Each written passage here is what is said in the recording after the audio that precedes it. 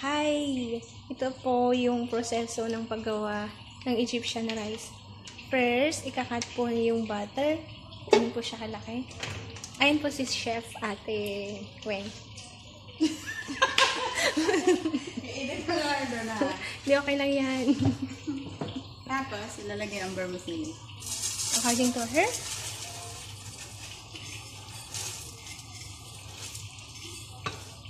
Maubos naman. Okay, kasi...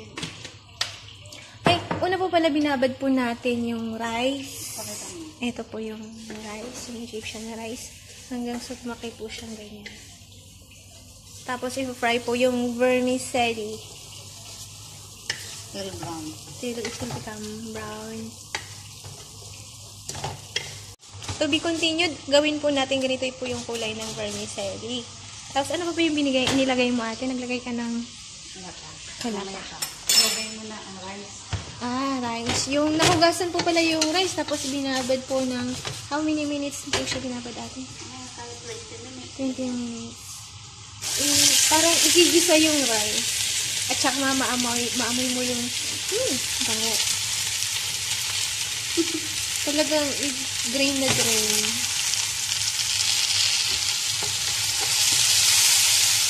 Ilagay natin kasi baka masunog.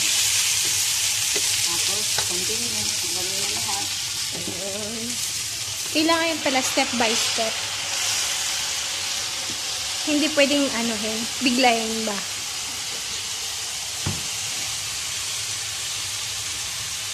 Hanggang sa mag-brown din yung rice ate or hanggang sa manits-mix? Basta maano siya, mahalo lang na ano. Mahalo ng maigi. Bago lagyan ng water. Char. Boiling water? Boiling water. Sige. Lalagyan natin ng 2 kutsara ng asin.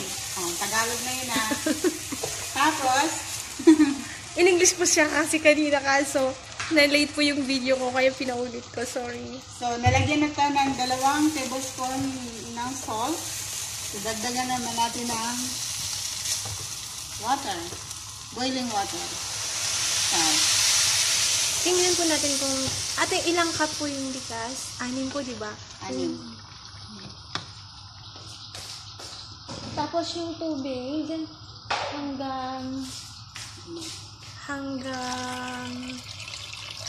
hanggang ganyan lang. Basta yung naano yung rice. Basta aapaw lang ng siya. Tapos Dagdagan natin ng konti kasi dinagdagan natin yung bigas. Tapos ate hanggang sa kumulo-kulo. Tapos pag medyo kumulo na siya, hinaan yung apoy. Tapos tatakpan hanggang sa maluto siya.